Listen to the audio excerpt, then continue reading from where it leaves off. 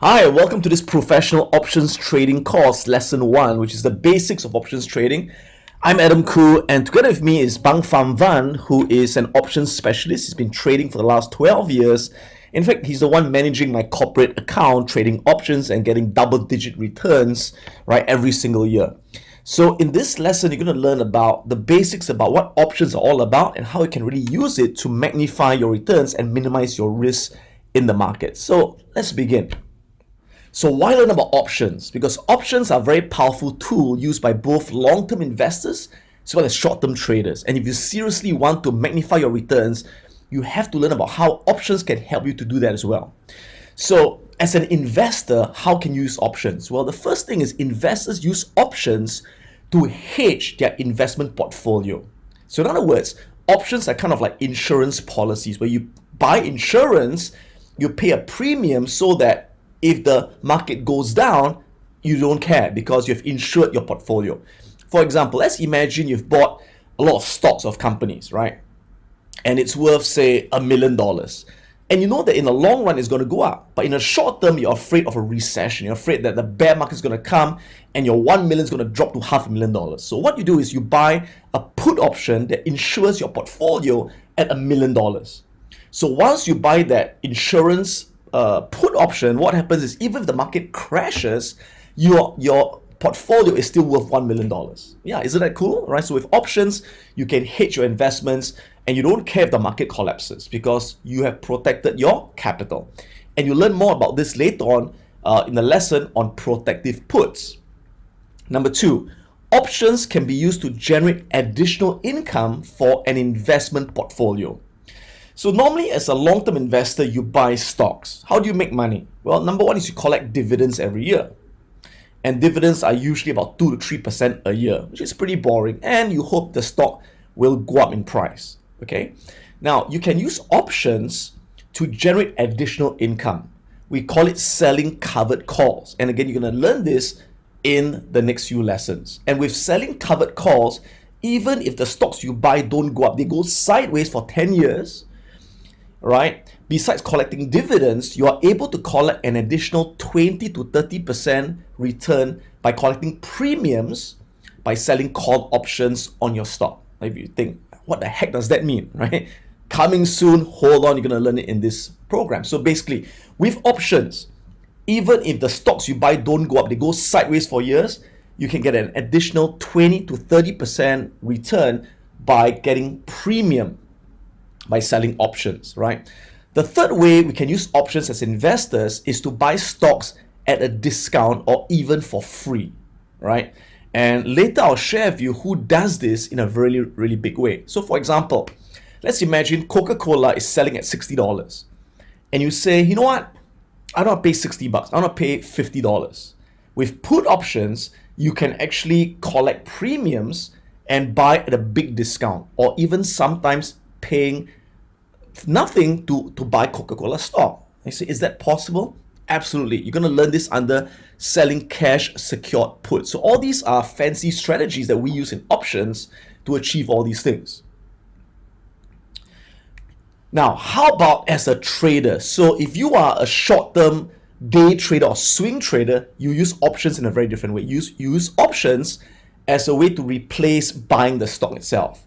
I know for many of my American friends, you can't use CFDs to leverage in the market. So one good way is to use options. With options, you require much less capital compared to buying the actual stock. Like for many of my students, they say, you know what, one share of Apple costs $200. You know, I don't have $200, right? Or I want to invest in Google, but it's like $1,000, or Amazon is $2,000, right? It's too expensive for me to buy that stock. But with options, you just have to pay, for example, for Apple, $10 to control the $200 stock. So with little money, you can control a big asset, and options allow you to do that. So what that does is it allows you to magnify your returns and minimize your risk. Because if you buy Apple at $200 and Apple goes bankrupt, goes to zero, you lose $200. But when you buy, for example, a call option, which you're going to learn later on, you only pay $10 to control the $200, which means if the price goes up, you get the same benefit of holding the stock. But if the stock goes down, it goes to zero, you don't lose $200. You only lose $10, right? So yeah, options actually can help you to minimize risk and maximize returns if you know how to use it the right way. The next thing is, with options, it's kind of like a Swiss Army knife over here, right? When you buy stocks, you either make money going up or make money going down, by going long or going short. With options, you can actually create different scenarios where you can make money whether the market goes up, market goes down, or market goes sideways for months or years.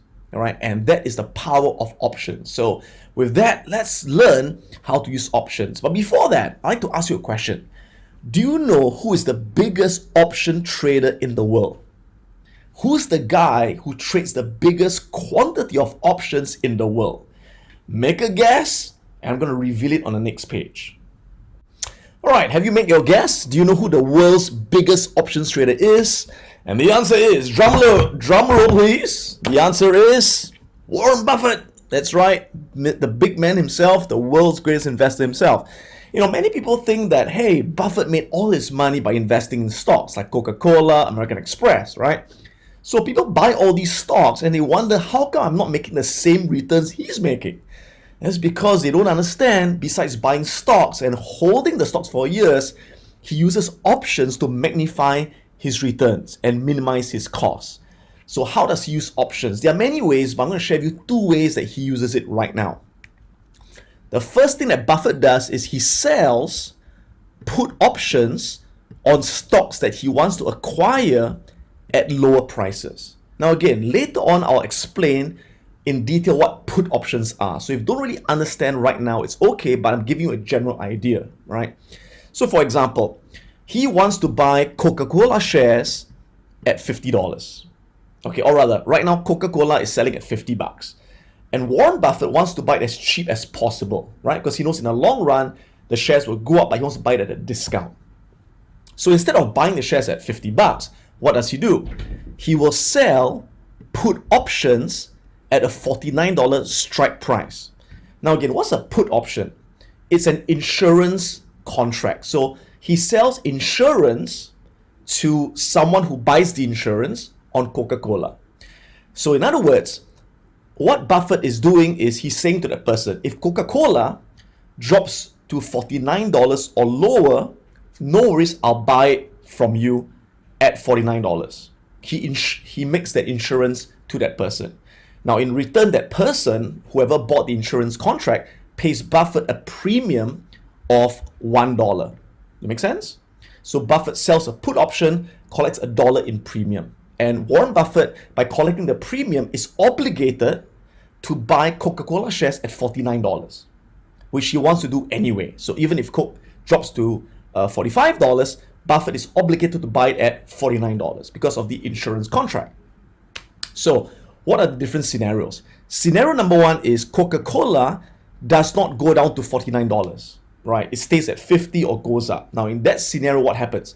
Buffett collects $1 for free. So he collects free premiums and he keeps selling put options. So if Coke keeps going up, he sells put options, he collects $1. Eventually, he will get, maybe even $40 or $50 and gets to buy Coke for free, right? Because of collecting all these premiums along the way. So that's the first scenario. Second scenario is Coca-Cola indeed goes down to $49 or $47 or lower. In that case, what happens? Buffett is now obligated to buy Coca-Cola at $49 because he sold the insurance policy, which he wants to do anyway. So he buys it at $49, right? So in other words, either way, he wins. It's a win-win situation. It's a no-risk situation. Sounds too good to be true, but that's how options work if you know how to use it the right way, and that's how Buffett uses it. So an example is when Buffett wanted to buy Coca-Cola shares, he kept selling put options below the actual price. And in the end, he collected $7.8 million in cash by selling put options. And he bought Coca-Cola shares eventually at a huge discount. So you got to learn how to do this as well as a small-time investor. All right. The second thing he did was he sold put options on the S&P 500 index. Because Buffett knows that the S&P 500 index, an index will always go up in the long run. It may go down in the short term because of volatility, but in the long run it always goes up. So what does Buffett do? Buffett, during the financial crisis of 2018, sorry, not 2018, typo, 2008, right? He sold put options on the S&P 500 index. In other words, again, he sells insurance to tell people, hey, if the index drops below a certain level, I will buy the index, which he wants to do anyway because he knows that it will go up in the long run because he's a long-term investor. But in the meantime, he collects premium for selling insurance. And in total, during the financial crisis of 2008, he collected $4.9 billion of premium by selling put options on the S&P 500 index. So you're going to learn all these strategies in the program. So you don't have to be a Warren Buffett. You don't have to have billions of dollars. Even if you have got a $1,000 account or $10,000 account, you can replicate his strategies with the right options techniques. Excited right now? Okay, so with that, let's go dive in and learn about what the heck are options all about. Now, there are basically two kinds of options. On the left, you have got call options, and on the right, you've got put options. That's it, just two kinds of options. But there are a lot of fancy things you can do with them, just like a Swiss Army knife. And for each kind of option, you can either buy or sell. That's it. So you could buy a call option, which is known as going long a call, or you could sell a call option, also known as shorting a call or writing a call. And on the right, similarly, you could buy a put option, another way of saying it, going long a put, or you could sell a put option. Again, you could say shorting a put or writing a put. And that's it. All right, so what's a call option? Let me break it down for you. So an option is basically a contract. So if you buy a call option, it gives you, the buyer, the right, right? You've got the right to buy 100 shares of stock at a specific price that you lock on. And we call that the strike price. But you must do it before an expiration date. Okay, so for example, let's imagine you are bullish on Apple, and let's imagine Apple shares are now selling at $200. And you are bullish, right? You think that Apple shares are going to go up. Now, obviously, you could buy the Apple shares itself, right? But you may say, hey, I don't have the money to pay $200, right? I don't want to spend so much to buy Apple shares. Well, what you could do then is to buy a call option. You could buy an Apple 200 call. Okay, so 200 means the strike price, which is the price which you lock in. So in other words, when you buy this call option, you now have the right to buy Apple shares at $200. You have locked in the price. Okay, so if Apple goes to $300, $400, $500, guess what? You can still buy at $200 because you have locked in the price. But you must do it before an expiration date. So again, you could buy an option that expires in 30 days or 60 days or even a year. And within that time, no matter where Apple goes, you can always buy it at $200. Cool?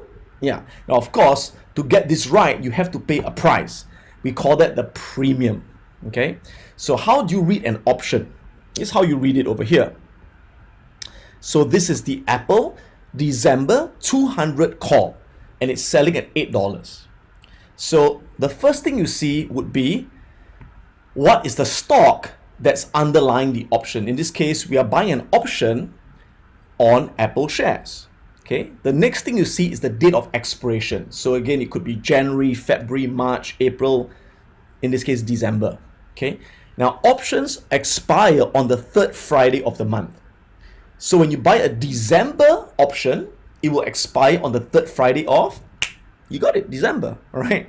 The next thing you see is the strike price. The strike price is the price that you're locking in. And again, you can choose options at whatever strike price that you want. And different strike prices have different premiums, okay? And the next thing you see would be is a call. So when you think of the word call, think of the word, buying. I'm calling, right? So in this case, to buy the Apple December 200 call, it will cost you, the buyer, $8. And we call that the premium. So think about it. If you're buying this call option for $8, you want Apple shares to go up in price, right? So if Apple goes up to $250 or $300, are you happy? You're very happy. Why? Because if Apple goes to $300, you have the right to buy it at $200.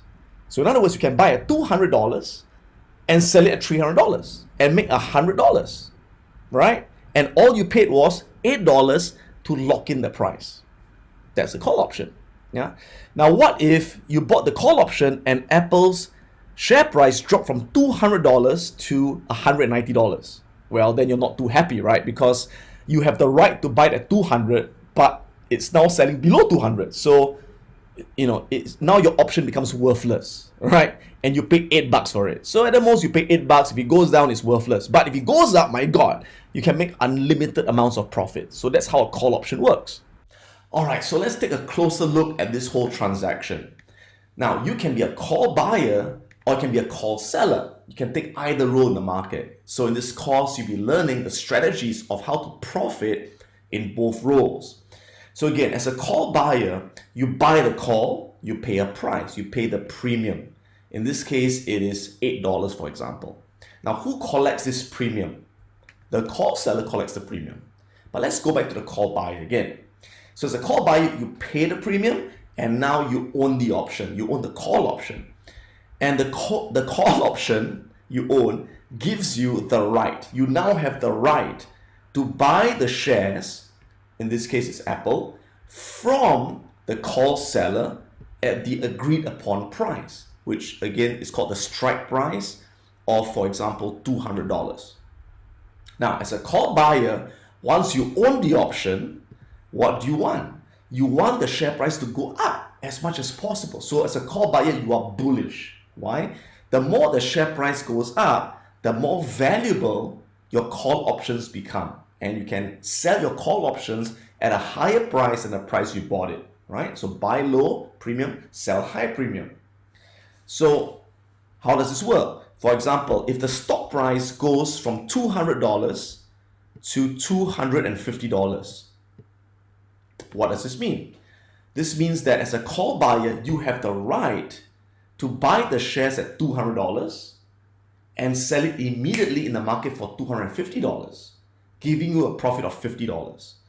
So this means your call options now have an intrinsic value of $50. And the higher the share price goes, the higher the intrinsic value of your call options. So again, for most option traders, they simply sell the call options at a higher price than the price they bought it.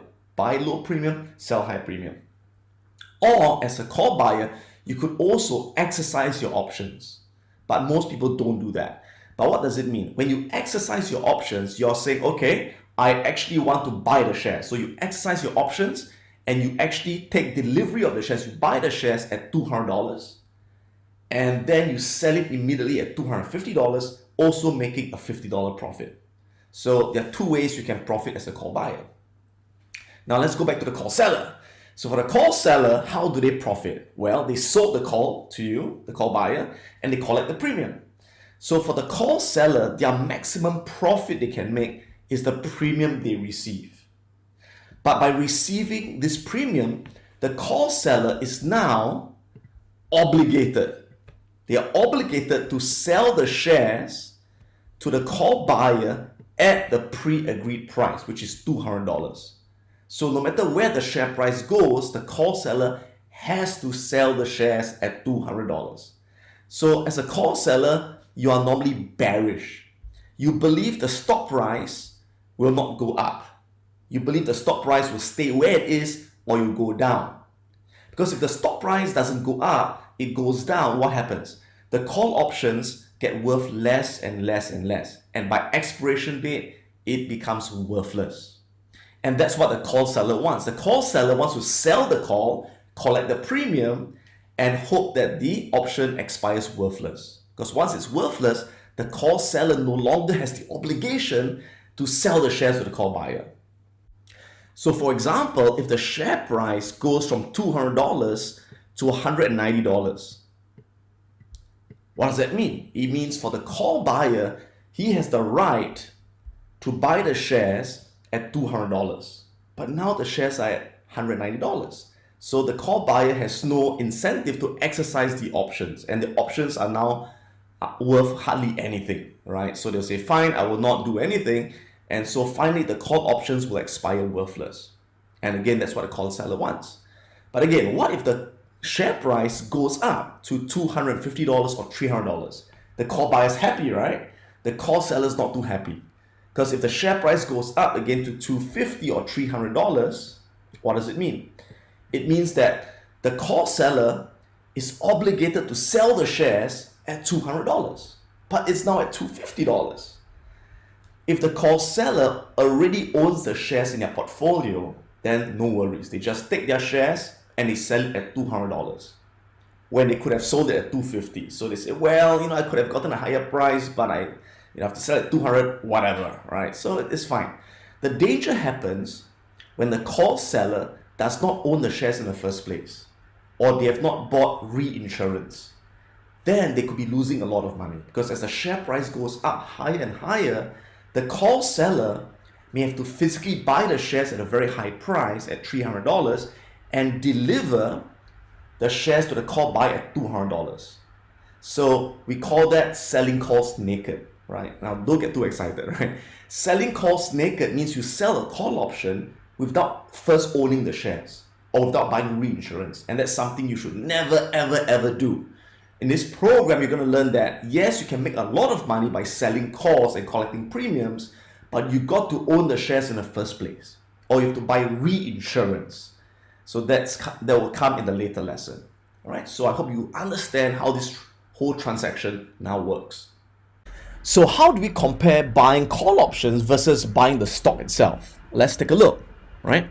So call options allow you as a call buyer to control large amounts of stocks with a small amount of money, which is the premium, right? So again, example, Apple stock is selling at $200 right now. You expect it to increase to $220. You are bullish on the stock. So there are two things that you can do. Number one, you could buy the stock itself. So if you buy the stock, how much would it cost? Well, it'll cost you $200. And let's imagine you want to buy 100 shares. Okay, so $200 multiplied by 100 shares is $20,000. That's your investment.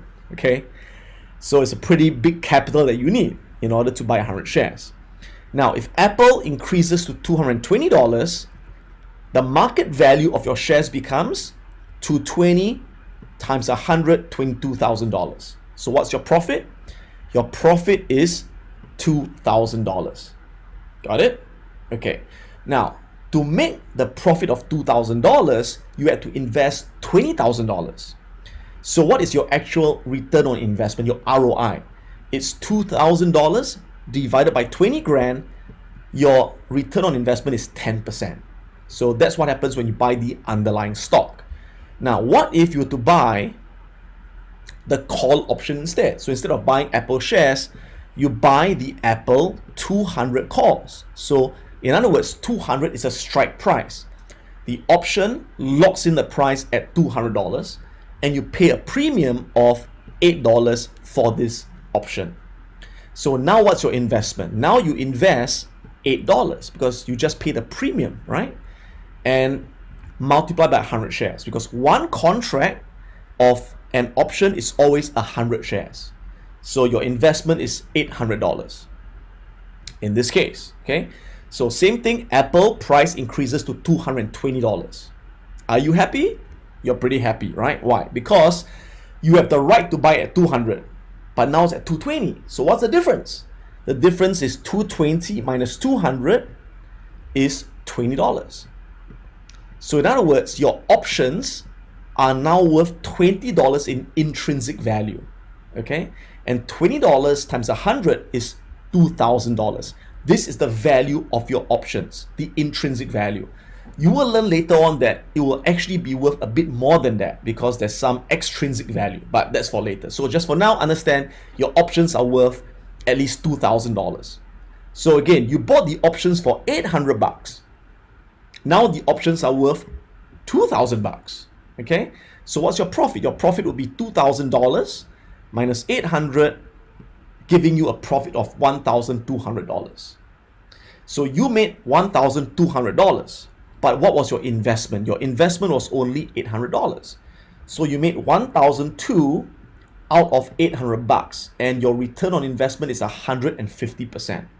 So that's the great thing about buying options or buying call options, right? You get a very, very high potential return. Now, if you think that sounds too good to be true, yeah, it is too good to be true. Remember, there's always a catch. And the catch is this, that if the Apple shares do not go up by a certain amount and within a certain period of time, what happens?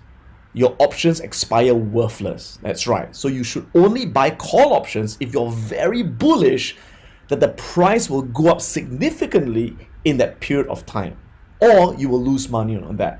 So in this program, you're going to learn the strategies on how to do this in a very safe way to maximize your returns with very minimal risk, and when to buy call options and when to do the opposite, which is to sell call options. Because remember, you can profit in both methods under different conditions. So let's take a look at it visually of what it's like to buy 100 Apple shares. Okay, so over here we've got a graph, and yeah, don't worry about graphs. I know we learned it in school, right? Okay, anyway, so on the y-axis we've got the profit or loss. Okay, and that's the zero line. So anything above that, it's a profit. Below that, we're making a loss. On the x-axis, we have got the share price or the stock price that increases or decreases. So if you buy Apple shares at $200, that's your break-even price, obviously. So if Apple shares remain at $200, you don't make any money, right? So your profit is zero. If Apple shares increase by $20 to $220, right? There's a $20 increase. What's your profit? Your profit is $20 per share multiplied by 100 shares. Your profit is $2,000. So that goes up. Ta-da! You make $2,000.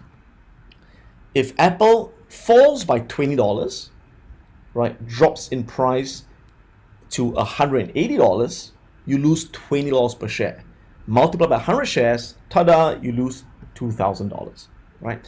So you can see that when you buy shares, it's a one-to-one profit and loss. Share price goes up by $1, you make $1. Share price goes down by $1, you lose $1. So the graph is a straight line all the way up. Now what happens if Apple from $200 drops to zero? Now of course it's very, very, very unlikely, but if it happens, if Apple goes bankrupt, how much do you lose? You lose the maximum of $200 per share times 100, 20 grand gone. Of course, unlikely to happen, right? But again, if Apple goes up to goes up to $500, what happens?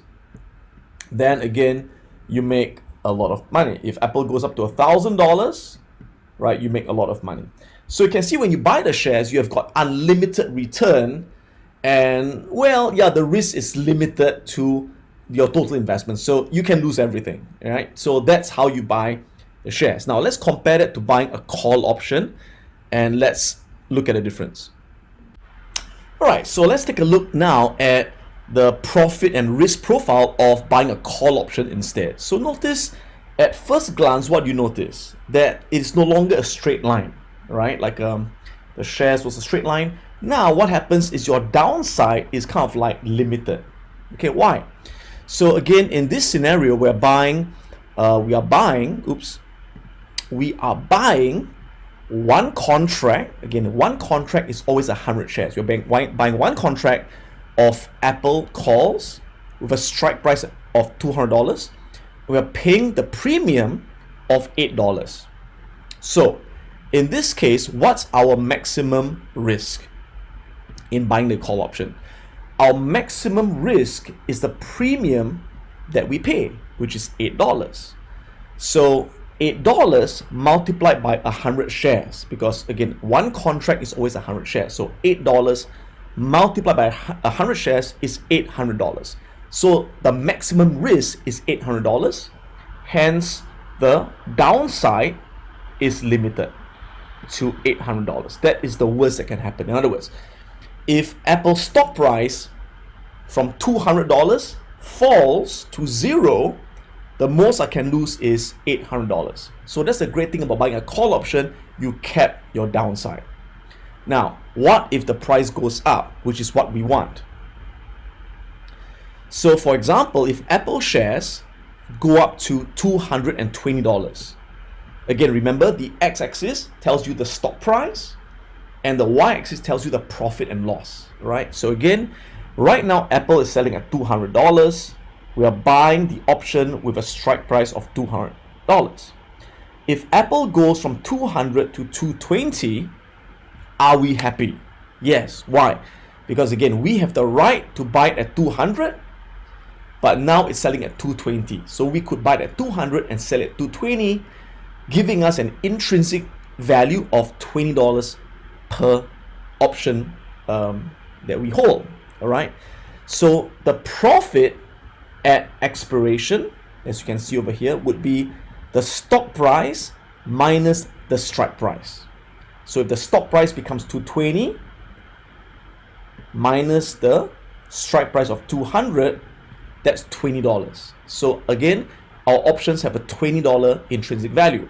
But again, we paid $8 for it. So we have to deduct the cost of buying the option. So we have to minus $8, which is the premium. Okay, so that gives us $12.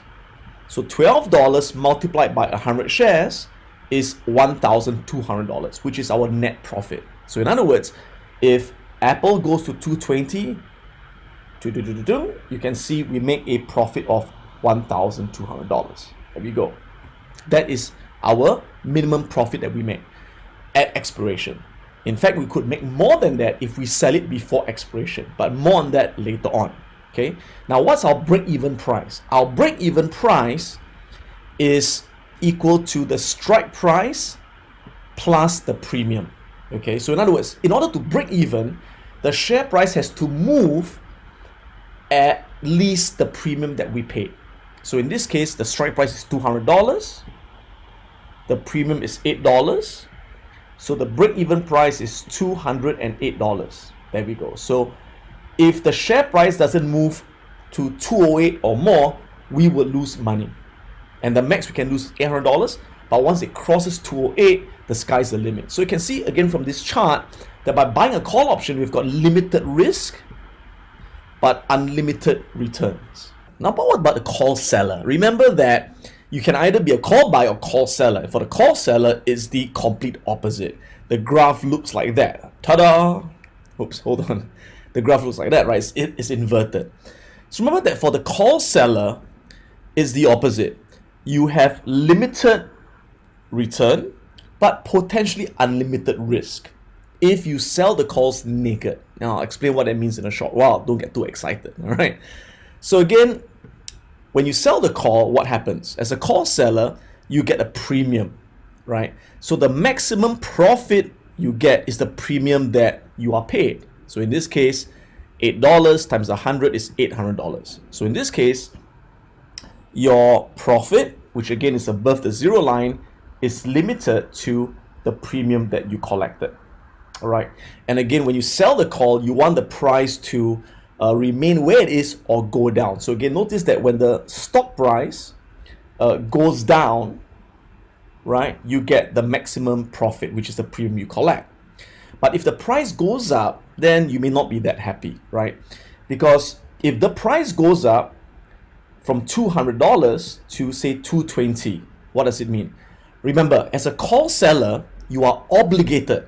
You have the obligation to sell the shares at $200. So if the share price goes up to $220, what does it mean? It means you have to buy the shares at $220 and sell it at $200, making a $20 loss. If the shares go up to $300, then you have to buy it at $300 and deliver it to the call buyer at $200, making a $100 loss. So the higher it goes, the worse it is, because you have to buy at a high price because you're obligated to sell it at $200, right? So what is the potential loss? The potential loss is unlimited, because if the price keeps going up, you have to buy at a very high price to deliver it to the call buyer. So the potential loss equals to the strike price minus the stock price plus the premium that you collect, right? So for example, if the share price goes to 220 in this case, and the strike price is 200, what's the difference? The difference is 200 minus 220 is $20, right? So minus $20, you lose. But you collect the premium of $8 plus $8. So net, you lose $12 times 100 shares, you lose $1,200. So when the share price goes to 220, you potentially lose $1,200. Okay? Now, what's your break even for this trade? The break even price would be the strike price plus the premium. Okay, which in this case is $200 the strike price plus the premium 208, which is over here. That's the premium. So in other words, as long as the stock price remains at 208 or lower, you are profitable, right? If it goes above that, then you're making a loss. Now, some people wonder, then in that case, why would you want to be a call seller? Because there's unlimited loss, there's limited profit, right? Absolutely. And that is why you never ever sell calls naked. Again, don't get too excited. What do you mean by selling calls naked? Which means to say you just sell a call option without owning the shares. Then you've got unlimited loss. But if you already own Apple shares, you already have Apple shares in your portfolio, and you sell Apple calls, then that's fine, right? Then actually there's a no risk situation, right? And we call this selling covered calls. And you will learn this as part of the lesson in the curriculum, right? So again, more on that later on, but do understand that yes, you can sell calls, but you have to own the shares first. Because if you already own Apple shares, then it's fine, right? Because if you own Apple shares and the share price goes up, you don't lose money because you already have the share. So you just deliver it to the call buyer at $200. You just cap your potential profit on your share portfolio. Okay, great. So to summarize, call options. All right. So again, for call options, you can buy a call or you could sell a call. All right. And when do you buy a call? You buy a call when you are bullish, when you expect the price to go up, and you profit when the price goes up. As a call buyer, you have the right to buy the shares at the strike price. And your profit graph looks like that. Limited risk, unlimited return. Okay? As a call seller, it's the opposite. As a call seller, you are obligated to sell the shares at the strike price. Okay, so you want to sell calls when you are bearish, when you think the price would go sideways or go down. And your profit graph looks like that. Limited profit, but unlimited loss if you don't own the shares, if you sell naked. But again, if you own the shares, that's fine. If you own the shares, limited profit, no loss. All right, so it's a no risk scenario, and we call that selling calls that are covered by shares. Selling covered calls is a very powerful strategy used by stock investors. You will learn that in future lessons.